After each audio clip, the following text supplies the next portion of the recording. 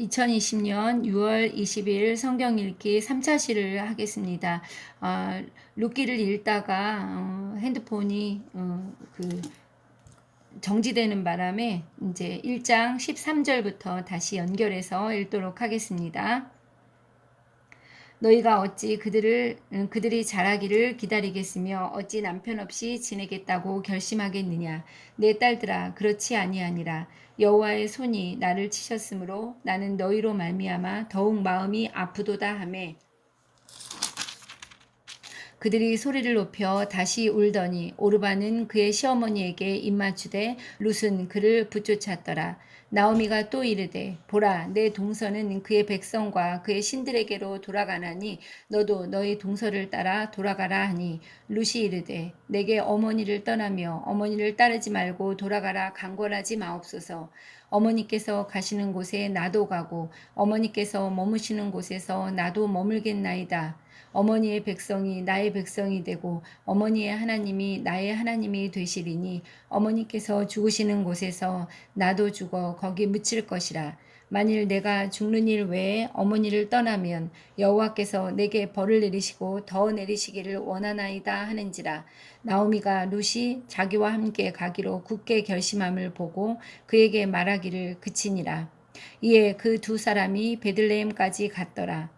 베들레헴에 이를 때에 온 성읍이 그들로 말미암아 떠들며 이르기를 아이가 나오미냐 이가 나오미냐 하는지라. 나오미가 그들에게 이르되 나를 나오미라 부르지 말고 나를 마라라 부르라. 이는 전능자가 나를 심히 괴롭게 하셨음이니라. 내가 풍족하게 나갔더니 여호와께서 내게 비어 돌아오게 하셨느니라. 여호와께서 나를 징벌하셨고 전능자가 나를 괴롭게 하셨거늘 너희가 어찌 나를 나오미라 부르느냐 하니라. 나오미가 모압 지방에서 그의 며느리 모압 여인 룻과 함께 돌아왔는데 그들이 보리추수 시작할 때 베들레헴에 이르렀더라. 1장 정리하겠습니다. 1장에서는 엘리멜렉과 그의 가족이 모압으로 이주하는 이야기가 그려지고 있습니다. 기근으로 인해 엘리멜렉과 나오미는 말론과 기럨 두 아들을 데리고 모압으로 가고 있습니다. 엘리멜렉과 말론, 기럨이 모두 죽고 이제 세 과부만 남게 되었습니다. 룻은 나오미를 떠날 수 있었습니다. 그 가부장적인 세계에서 늙은 여인이 남편과 아들 없이 홀로 남는다는 것은 거의 죽음이나 다를 바가 없었습니다. 먹을 양식이 부족하고 남편과 두 아들의 죽음, 또 뒤를 이을 후사의 결핍으로 이어지는 나오미의 삶의 고통은 과연 죽음과 박탈로 삶의 욕구마저 무너져버린 불쌍한 여인에게 생명과 풍요가 다시 주어질 수 있을까 하는 문제를 심각하게 던지고 있습니다. 나오미는 자신의 두 며느리에게 모압 지방에 남아서 재혼하라고 권하고 있습니다. 그 이유는 그 당시 결혼하지 않은 여자에게는 어떠한 신분 보장과 생계 보장도 되지 않았기 때문입니다. 또한 나오미가 이렇게 힘들어하는 것은 하나님께서 이제 하나님의 손이 자신을 치고 있다는 그런 의식 때문이라고 볼 수 있겠습니다. 13절에서 여호와의 손이 그 나를 치셨다는 그런 나오미의 말이 나오고 있습니다. 이렇게 말할 때 나오미의 마음이 어떠했을지 우리는 그 마음을 짐작해 볼 수 있겠습니다. 그러나 룻은 나오미와 함께하기로 이제 선택하고 있습니다. 룻의 헌신은 사랑 때문에 자신의 언어와 문화만이 아니라 자기 민족과 자신이 믿던 신까지도 포기하는 헌신이었습니다. 룻의 꿈은 산산조각이 났습니다. 그러나 꿈이 깨어지는 경험은 선뜻 받아들이기 어려웠지만 하나님을 새롭게 신뢰할 수 있는 기회가 되고 있습니다. 하나님이 존재하지 않으신다면 룻의 선택은 그 어리석은 선택이 되었을 것입니다. 그러나 하나님은 여전히 살아계신 하나님이신 것입니다. 이제 그 1장에서는 룻과 나오미가 베들레헴으로 돌아오고 있습니다. 이제 나오미는 더 이상 기쁨이라는 이름이 아니라 마라라. 마라의 뜻은 쓰다라는 뜻인데 마라라고 자기를 부르라고 이야기하고 있습니다. 그런데 1장 마지막에서는 이들이 돌아온 그 시기가 보리추수 시작할 때에 베들레헴에 이르렀다고 굳이 적고 있습니다. 이 장에서 이제 이 이야기가 어떻게 전개되고 있는지 읽어보도록 하겠습니다. 2장 룻이 보아스를 만나다. 나오미의 남편 엘리멜렉의 친족으로 유력한 자가 있으니 그의 이름은 보아스더라. 모압 여인 룻이 나오미에게 이르되 원하건대 내가 밭으로 가서 내가 누구에게 은혜를 입으면 그를 따라서 이삭을 줍겠나이다 하니 나오미가 그에게 이르되 내 따라 갈지어다 하매 룻이 가서 베는 자를 따라 밭에서 이삭을 줍는데 우연히 엘리멜렉의 친족 보아스에게 속한 밭에 이르렀더라. 마침 보아스가 베들레헴에서부터 와서 베는 자들에게 이르되 여호와께서 너희와 함께 하시기를 원하노라 하니 그들이 대답하되 여호와께서 당신에게 복 주시기를 원하나이다 하니라. 보아스가 베는 자들을 거느린 사환에게 이르되 이는 누구의 소녀냐 하니 베는 자를 거느린 사환이 대답하여 이르되 이는 나오미와 함께 모압 지방에서 돌아온 모압 소녀인데 그의 말이 나로 베는 자를 따라 단 사이에서 이삭을 줍게 하소서 하였고 아침부터 와서는 잠시 집에서 쉰 외에 지금까지 계속하는 중이니이다. 보아스가 룻에게 이르되 내 딸아 들으라 이삭을 주우러 다른 밭으로 가지 말며 여기서 떠나지 말고 나의 소녀들과 함께 있으라. 그들이 베는 밭을 보고 그들을 따르라. 내가 그 소년들에게 명령하여 너를 건드리지 말라 하였느니라. 목이 마르거든 그릇에 가서 소년들이 길어온 것을 마실지니라 하는지라. 룻이 엎드려 얼굴을 땅에 대고 절하며 그에게 이르되 나는 이방 여인이거늘 당신이 어찌하여 내게 은혜를 베푸시며 나를 돌보시나이까 하니 보아스가 그에게 대답하여 이르되 내 남편이 죽은 후로 내가 시어머니에게 행한 모든 것과 내 부모와 고국을 떠나 전에 알지 못하던 백성에게로 온 일이 내게 분명히 알려졌느니라. 여호와께서 내가 행한 일에 보답하시기를 원하며 이스라엘의 하나님 여호와께서 그의 날개 아래에 보호를 받으러 온 내게 온전한 상 주시기를 원하노라 하는지라. 룻이 이르되 내 주여 내가 당신에게 은혜 있기를 원하나이다. 나는 당신의 하녀 중에 하나와도 같지 못하오나 당신이 이 하녀를 위로하시고 마음을 기쁘게 하는 말씀을 하셨나이다 하니라. 식사할 때 보아스가 룻에게 이르되 이리로 와서 떡을 먹으며 내 떡 조각을 초에 찍으라 하므로 룻이 곡식 빼는 자 곁에 앉으니 그가 볶은 곡식을 주매 룻이 배불리 먹고 남았더라. 룻이 이삭을 주우러 일어날 때 보아스가 자기 소년들에게 명령하여 이르되 그에게 곡식 단 사이에서 죽게 하고 책망하지 말며 또 그를 위하여 곡식 다발에서 조금씩 뽑아 버려서 그에게 줍게 하고 꾸짖지 말라 하니라. 룻이 밭에서 저녁까지 줍고 그 주운 것을 떠니 보리가 한 에바쯤 되는지라.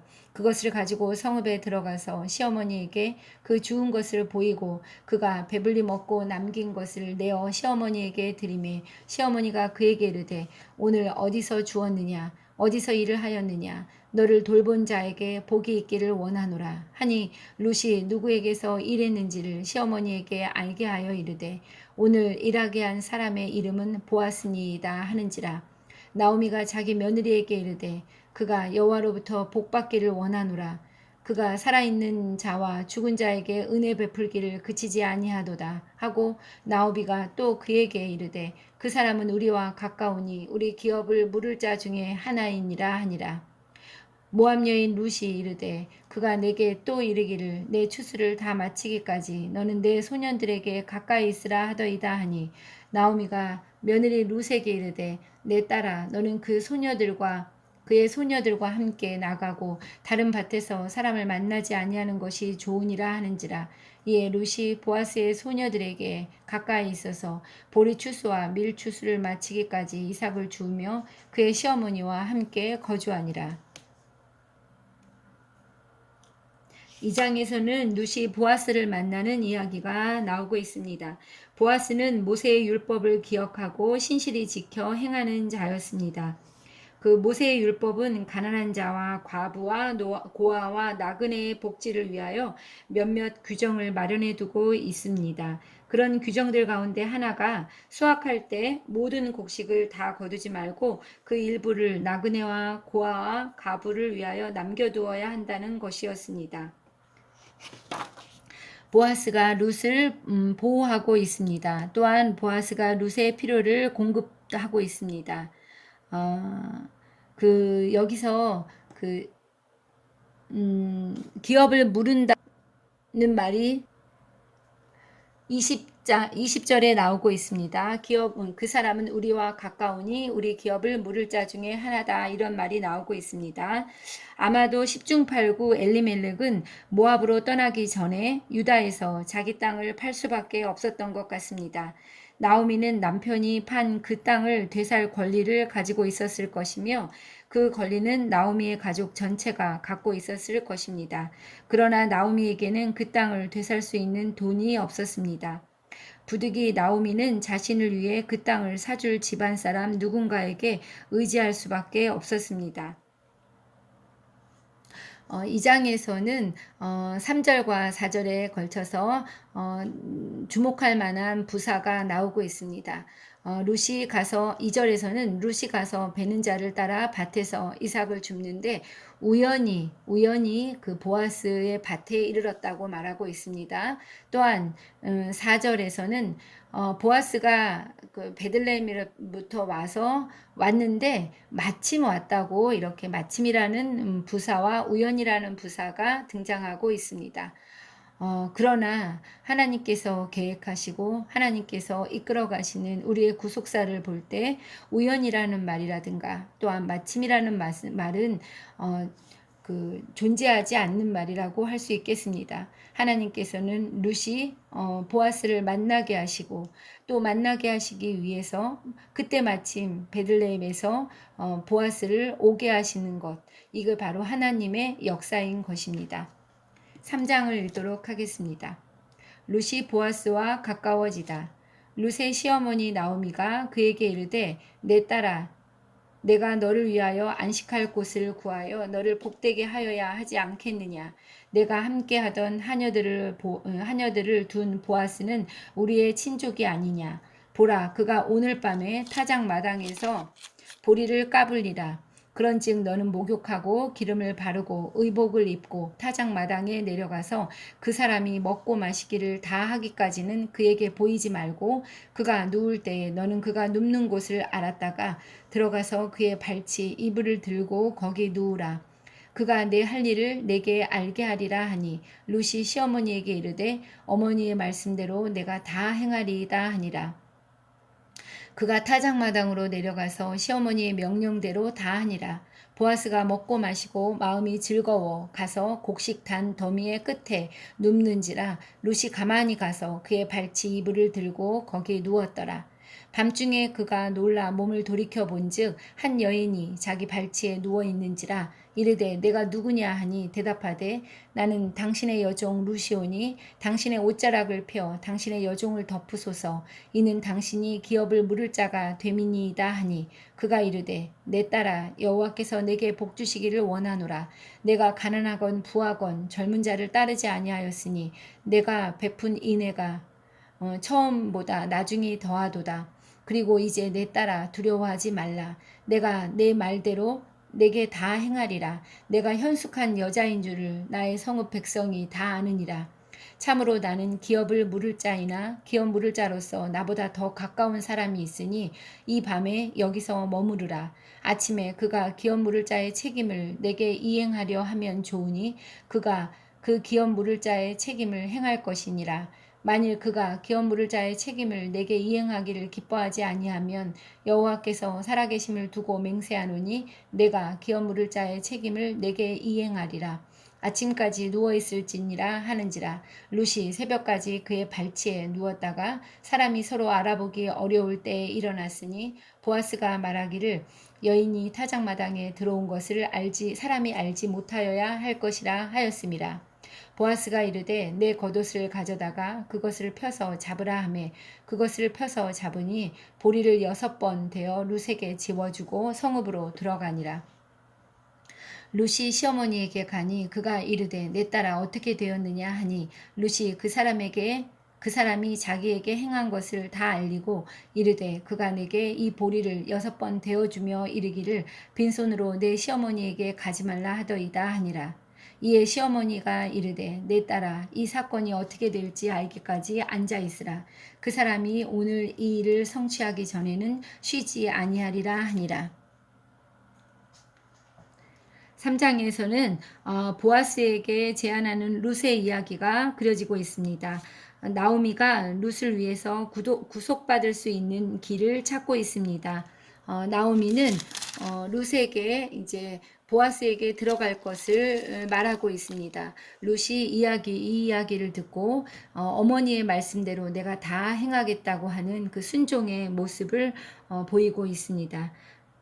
또한 보아스가 룻을 구속하기를 원하고 있습니다.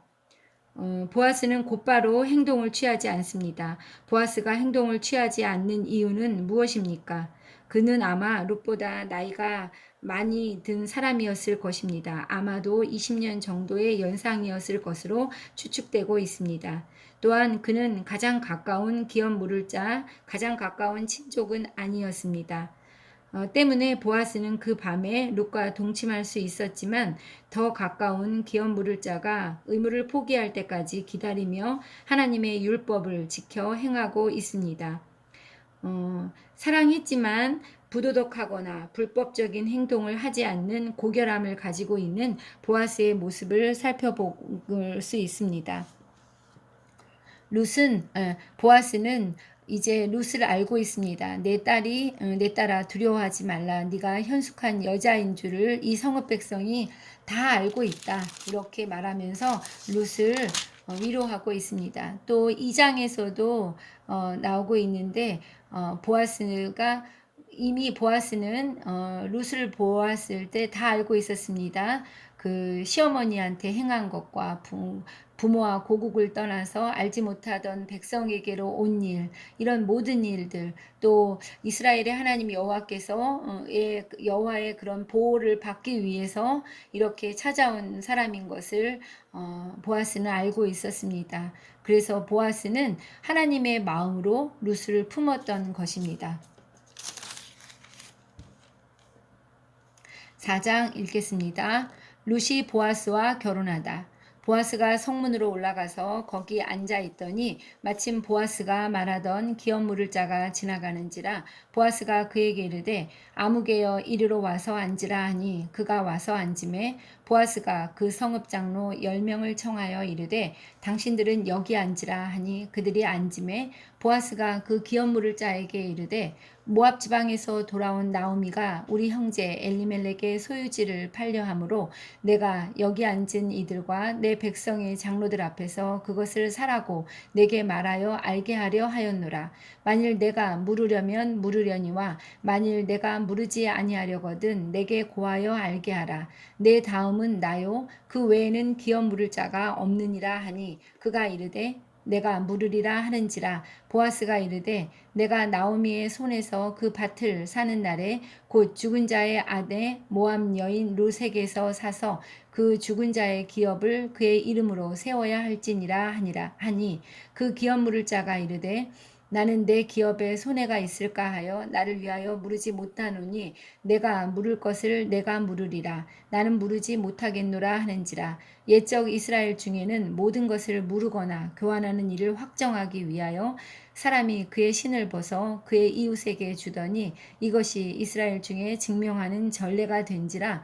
이에 그 기업 물을 자가 보아스에게 이르되 내가 너를 위하여 사라 하고 그의 신을 벗는지라. 보아스가 장로들과 모든 백성에게 이르되 내가 엘리멜렉과 기럯과 말론에게 있던 모든 것을 나오미의 손에서 산 일에 너희가 오늘 증인이 되었고 또 말론의 아내 모압 여인 룻을 사서 나의 아내로 맞이하고 그 죽은 자의 기업을 그의 이름으로 세워 그의 이름이 그의 형제 중과 그곳 성문에서 끊어지지 아니하게 하매 너희가 오늘 증인이 되었느니라 하니 성문에 있는 모든 백성과 장로들이 이르되 우리가 증인이 되나니 여호와께서 내 집에 들어가는 여인으로 이스라엘의 집을 세운 라헬과 레아 두 사람과 같게 하시고 내가 에브라스에서 유력하고 베들레헴에서 유명하게 하시기를 원하며 여호와께서 이 젊은 여자로 말미암아 내게 상속자를 주사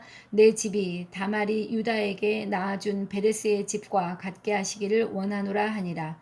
이에 보아스가 룻을 맞이하여 아내로 삼고 그에게 들어갔더니 여호와께서 그에게 임신하게 하심으로 그가 아들을 낳은지라. 여인들이 나오미에게 이르되 찬송할지로다. 여호와께서 오늘 내게 기업물을 짜가 없게 하지 아니하셨도다. 이 아이의 이름이 이스라엘 중에 유명하게 되기를 원하노라. 이는 내 생명의 회복자이며 내 노년의 봉양자라. 곧 너를 사랑하며 일곱 아들보다 귀한 내 며느리가 낳은 자로다 하니라.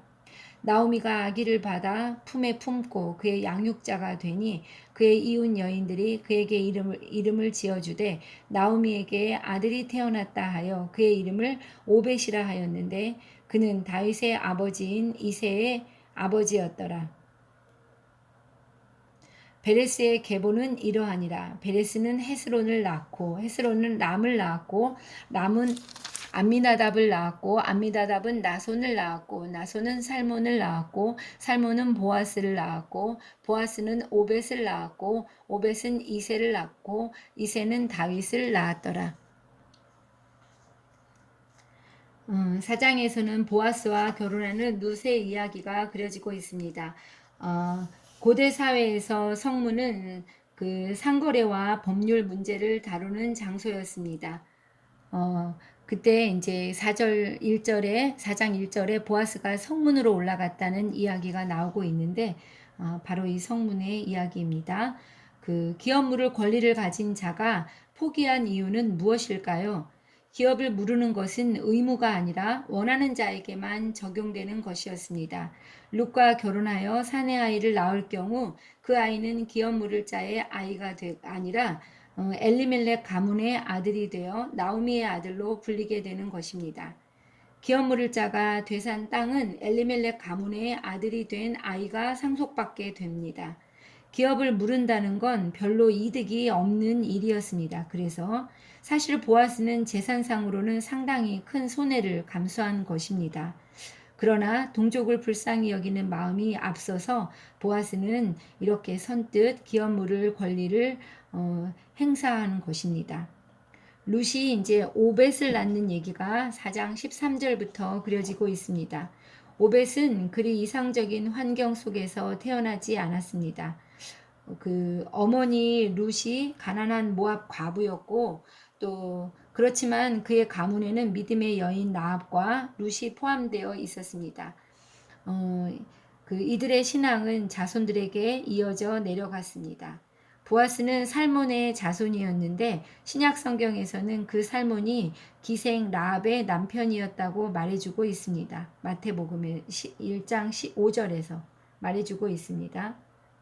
여리고성에서 목숨을 걸고 정탐꾼을 숨겨준 믿음의 여인 라합의 아들이 바로 보아스인 것입니다. 이런 불명예스러운 가계를 통해 다윗뿐만이 아니라 주 예수 그리스도까지 나오게 하셨습니다. 유대인들이 개처럼 여기는 이방 여인을 통해서 위대한 메시아의 혈통이 이어지는 것은 하나님의 섭리 앞에 모든 인간이 겸손해야 한다는 것을 보여주는 것입니다.